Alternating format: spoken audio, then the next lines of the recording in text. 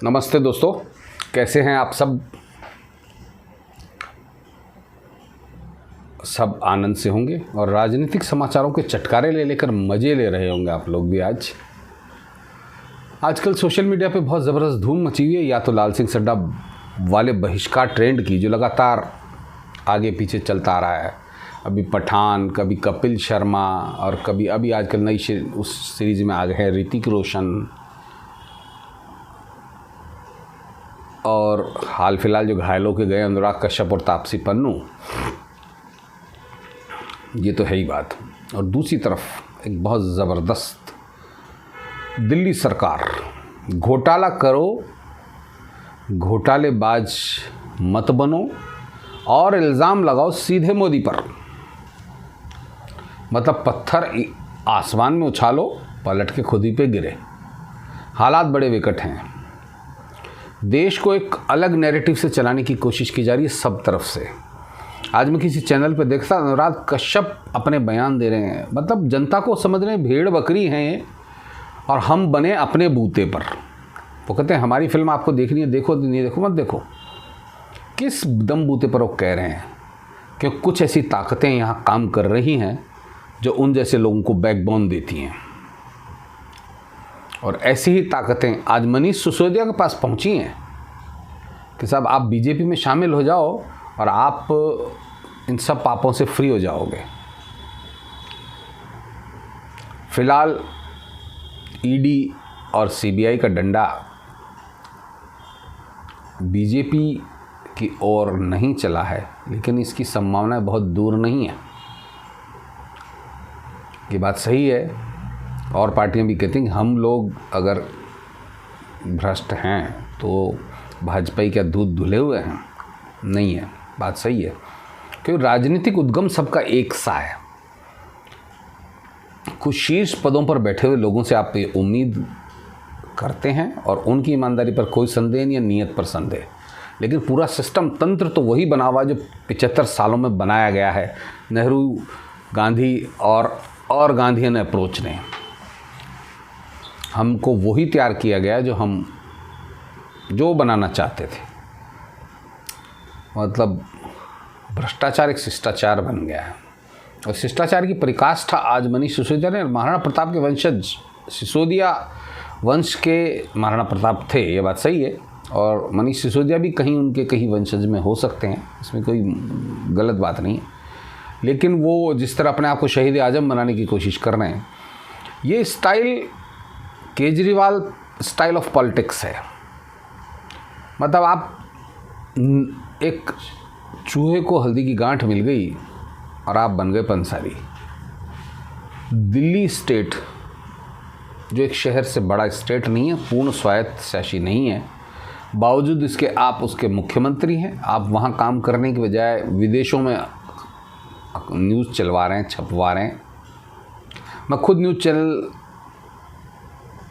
से जुड़ा रहा और अखबारी लाइन से भी जुड़ा रहा, तो मैं जानता हूँ कि कैसे न्यूज़ मैनेज की जाती हैं, कैसे छपाई जाती हैं।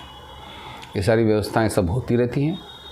और राजस्थान के मुख्यमंत्री जी को फुर्सत नहीं है क्योंकि विदेशों में छपे हैं। यूपी के मुख्यमंत्री जी को फुर्सत नहीं है, महाराष्ट्र के मुख्यमंत्री को नहीं है। लेकिन केजरीवाल जो दिल्ली में बैठे हैं, अब वो अपनी कल्पना दरअसल राष्ट्रीय लेवल पर करने लगे। क्योंकि जब से उनके हाथ में पंजाब आया है, तब से उनको लगने लगा है। और पंजाब क्यों है, इसके कारणों की जानने की कोशिश नहीं की गई, क्योंकि कांग्रेस ने वहाँ एक वैचारिक मतभेद के कारण पूरा माहौल धराशायी कर दिया था। और Akali Dal out of time हो गई। ईमानदारी की बात यह है, अब वो वाली बात नहीं रही। और बीजेपी अकाली दल की पिछलग्गू बनी हुई थी, एक पुराने रिश्तों को निभाई जा रही थी, इसलिए उसका नुकसान उसे भुगतना पड़ा, उसके खामियाजा भुगतना पड़ा। और सत्ता चली गई एक ऐसे लोगों के हाथ में जो पता नहीं कैसे चलाएंगे।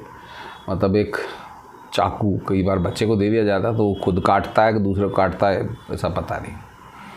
क्योंकि इतने सारे उन्होंने सत्ता करी, कुछ लोकप्रिय लोग लुभावन वादे भी किए, जिसके चक्कर में दिल्ली वासियों ने अपने मतदान भी उनको किया और 2 बार सरकार बनाई। ये बात सही है।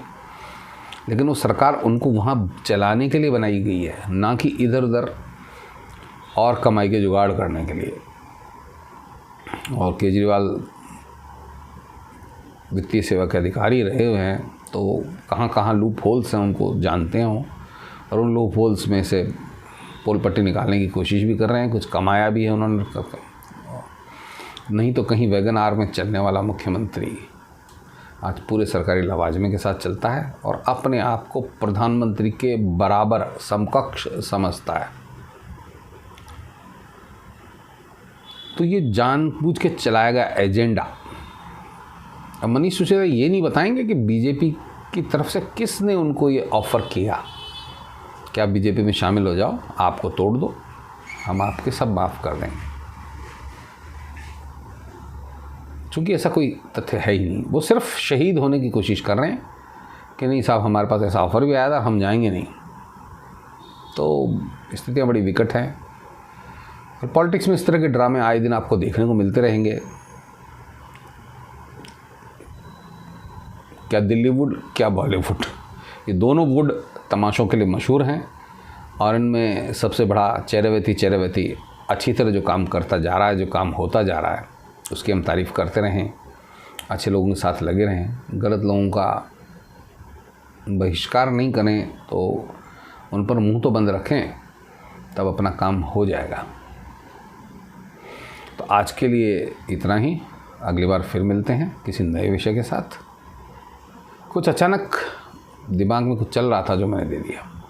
और ये मेरा चैनल आप देख रहे हैं जन गण मन की आवाज़, और मैं आपका मित्र योगी बोल रहा हूँ। अगर आपको इसे कंटेंट्स अच्छे लग रहे हैं तो आप इसे सब्सक्राइब करें, फॉलो करें, और यदि आप किसी विशेष विषय पर कुछ और देखना चाहते हैं तो आप इसमें कमेंट करके मुझको सलाह भी दें ताकि मैं आपको कुछ और बता सकूं। आज बस जो मन में घुमड़ रहा था उसका मैंने आपके सामने सीधा प्रसारण कर दिया। जय हिंद।